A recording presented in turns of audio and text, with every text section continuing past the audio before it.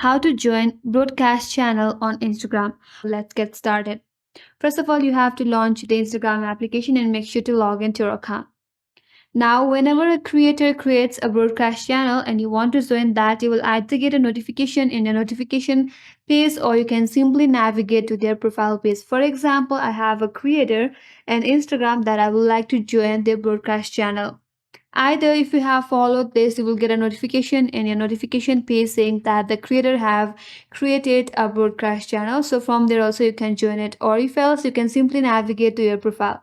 So once you navigate to their profile, under their bio they have their broadcast channel link. If you simply tap on it, you will get to this page. Now from here you have to tap on join to join this channel, and with that you have joined this broadcast channel, and in this channel only specified or selected contact will have an ability to message. So this is the way to join the broadcast channel on Instagram, and that's all for today's video. Hope this video helps you. If you are new to our channel, make sure to like and subscribe, and thank you for watching. I will see you on the next video.